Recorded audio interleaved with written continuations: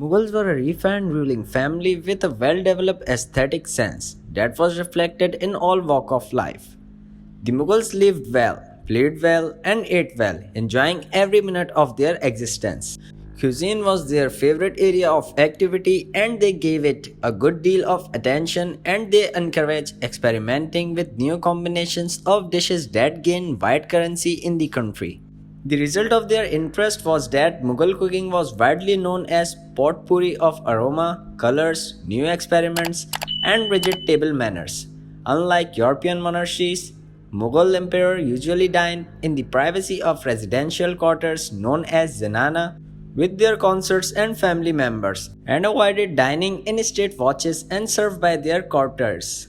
It was rare that emperors ate with courtiers, and if they did, it was on festive occasions. Planning and executing affairs related to the Mughal table was an exclusive and elaborate exercise. The royal physician known as Hakim planned the menu compulsorily, including ingredients with proven medicinal value. Hakim ensured that each grain of rice for the biryani was coated with silver oil, considered helpful for digestion and with the additional advantage of being aphrodisiacal in nature. Mughal kitchens fed gold and silver pellets to chickens, goats, and sheep so that medical properties would be passed on to the eater. To bring the menu to fruition, an elaborate staff numbering more than 200 swung into action, with each staffer assigned a separate function. The menu required about 100 dishes to be prepared and served, entailing a flurry of activity in the huge kitchen area that saw staff chopping, cleaning, washing, and grinding ingredients. Expert cooks were made to cook dishes and they competed with each other for gaining favor of the emperor, who invariably rewarded the deserving. Fresh ingredients were procured for cooking and rainwater mixed with water from river Ganges was used for bringing about the best possible taste. Mughal cuisine was shaped by all kinds of influences, Central Asian, Iranian, and Afghani, to which a touch of Kashmiri, Punjabi, and Deccan was added. Each emperor kept on adding to the repertoire of dishes. Babur loved fish, which he did not get back home in Kabul. Humayun brought Iranian influence to the table due to his long stay in Persia, while Akbar, deeply embedded in matrimonial alliances, brought the Indian. Shah Jahan is credited with adding new spices to the cuisine such as haldi, red chilies, cumin, and coriander to beat negative effects of water. Aurangzeb was a casual eater preferring vegetable, but he also had weakness for kubuli, a type of mega biryani with rice, Bengal garam, dried apricot, basil, almond, and curd. Being originators of a specific style of eating, Mughals initiated a cooking tradition that is the richest and most lavish cuisine in the subcontinent.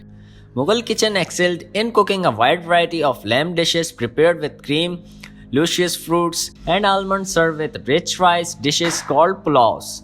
Being Central Asians, Mughal were hearty meat eaters, but use of beef was actively discouraged in a predominantly Hindu country, and they tried not to offend the sensitivity of the majority in this respect. Unfortunately, the geographical constraints did not allow cultivation of taste for fish and seafood. Although Mughals created mouth-watering chicken dishes, the onus of their culinary range remained on lamb. Though in their erstwhile homeland in Central Asia, most food was roasted and barbecued, but their new abode, India, encouraged them to garnish their cuisine with nuts, raisins, spices, and ghee, creating meat and rice dishes called pulaus, dressed meats, dubbed kebabs, desserts known as halwa, and stewed fruit and sweetened drinks known as faluda and sharbat. They prepared new dishes exclusively by mixing meat with finely ground wheat, the frozen kulfi, a rich ice cream of milk solid, and jalebi. By doing so, the Mughals influenced both style and substance of Indian food, and their endeavors include sharbat-e-labagir, that was a very sweet sharbat, naan-e-tanuk, that was kind of light bread, naan-e-tanuri, samosas, mutton, the flesh of birds such as quail and sparrow, halwa, and sabuni sakar, that is mixture of almonds, honey, and sesame oil. Akbar promoted three classes of cooked dishes, and the first was known as Sufiana, consumed on his days of abstinence, that were without meat and included khuska, khichdi, lentils, palak saag, halwa, and sharbats. The second class included meat and rice cooked together or meat and wheat prepared together such as pulaus, biryanis, shoals, shorba, halim, and harissa, and kashk and kutab. The third and last class consists of dishes of meat cooked with ghee, spices, curd, eggs such as yakhni, kebabs, do pyaza, dampak, kalia, and malghuba. Mughals preferred wheat as complement of dishes with bread served were either thick, made from wheat flour and baked in an oven, or thin, made from unleavened dough and baked on iron plates. Using a dough of either wheat, paratha was an adaptation of the deep-fried puris, bakar khani, that were leavened bread enriched with clarified butter, whereas shirmal, that was a sweet baked bread, was prepared exclusively for upscale dinners. The Mughals introduced rich, milk-based sweet in India such as small bits of bread coated with sugar and ghee were prepared for the ceremonies of Fatiha and Niyaz. Malida, a sweet made with broken bread, sugar and ghee was another sweet dish which was particular favorite of royal children. In Mughal cuisine, thickened milk replaced flour in preparation of sweet dishes. Mughals introduced a wide variety of candies and conserves, particularly murabbas and achars, were commonly used. The most popular halwas Mughals relished with sohan and habshi. Barfi originated in Persia that Humayun brought with him to India. Balushahi, Sheer Khorma, Gulab Jamun are the legacies of Mughal cuisine. The outstanding quality of Mughal cuisine was the art of retaining the rudimentary character of a food preparation while incorporating multiple seasonings such as biryani.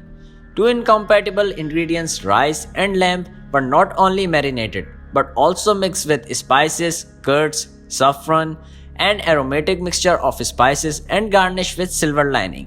Although biryani has been modified over time, its basic formula holds good as that of another Mughal, especially kebab, that takes its shape after multiple processing of lamb, which is minced and steamed in the process. The kebab family is proud of its two outstanding varieties, Shami kebab and Nargisi kebab. Mughal ate on carpets with table setting and colorful spreads. Food was eaten with hands, although knives were used to cut meat and spoons for serving.